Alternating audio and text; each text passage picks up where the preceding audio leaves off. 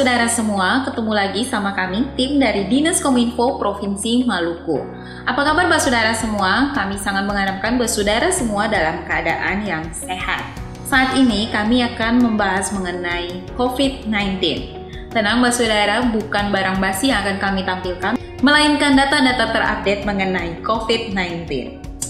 Baik Saudara, COVID-19 ini merupakan singkatan. Nah, kepanjangan yang sebenarnya COVID-19 ini adalah Coronavirus Disease 2019. Kenapa diberi nama 2019 di belakangnya? Karena kasus COVID-19 pertama ditemukan di tahun 2019. Penyakit COVID-19 ini disebabkan oleh sebuah virus yang bernama SARS-CoV-2.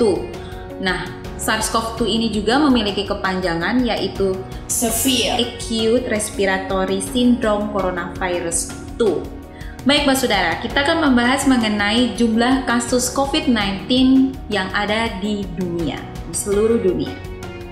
Saudara, berdasarkan data per tanggal 13 September 2020, jumlah kasus yang ada di dunia sebanyak 28.943.657 kasus.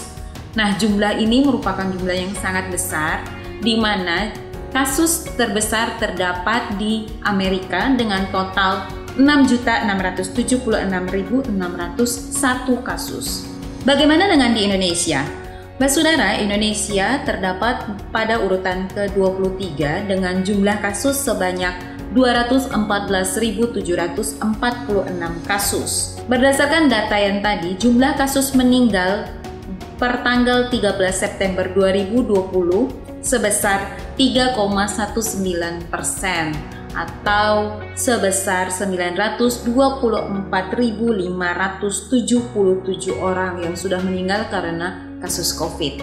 Ini tentu jumlah yang sangat besar dan sangat memprihatinkan.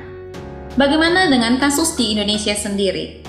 Saudara, kasus COVID di Indonesia per tanggal 13 September 2020 terjadi penambahan sebanyak 3.636 kasus, sehingga total kasus di Indonesia sebanyak 218.382 kasus. Dengan jumlah kasus terbanyak terdapat di Provinsi Daerah Khusus Ibu Kota Jakarta dengan total 52.840 kasus.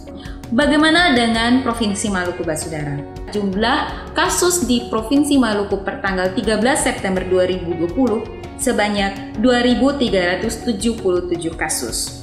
Nah, Saudara, kita mempunyai update data terkini di tanggal 17 September 2020, di mana pada tanggal tersebut jumlah kasus bertambah sebanyak 3.963 kasus, sehingga total di seluruh Indonesia itu berjumlah 228.993 kasus, Saudara. Dengan jumlah orang yang meninggal atau pasien yang meninggal karena COVID ini sebesar 3,97% atau berjumlah 9.100 orang. Nah, Saudara, di Indonesia sendiri setiap harinya itu jumlah kasus rata-rata bertambah sebanyak 3.000-an kasus per hari. Jadi setiap hari itu naik sebanyak 3.000-an kasus. Ini tentu jumlah yang tidak sedikit, Saudara. Ini jumlah yang sangat banyak. Oleh sebab itu sangat dianjurkan bagi Saudara semua untuk tetap mengikuti anjuran pemerintah dan menerapkan protokol kesehatan. Selanjutnya, Saudara, berdasarkan data dari Ikatan Dokter Indonesia, jumlah dokter yang meninggal dalam penanganan kasus COVID-19 ini sampai saat ini berjumlah 115 dokter yang terdiri dari 7 orang guru besar, 51 orang dokter spesialis, dan 57 orang dokter umum, Saudara. Jumlah dokter meninggal terbanyak terdapat di Provinsi Jawa Timur dengan total 29 dokter yang sudah meninggal dalam penanganan kasus COVID-19, Saudara. Selanjutnya, Saudara, siapa saja yang mudah tertular virus corona? Yang mudah tertular virus corona ini merupakan mereka yang sering beraktivitas dalam suatu ruangan tertutup dengan jumlah orang yang banyak dalam ruangan tersebut. Nah, ini terdapat satu contoh kasus di Yokohama di mana dalam satu kapal pesiar itu, karena kapal pesiarnya tertutup tanpa ada ventilasi dan jumlah penumpang yang banyak, terdapat 712 orang positif COVID dan 14 orang meninggal. Contoh kasus yang kedua yaitu ketika basudara semua berada dalam ruang publik atau berada dalam suatu acara atau pesta pernikahan di mana di situ tentu banyak orang yang menghadiri kegiatan tersebut.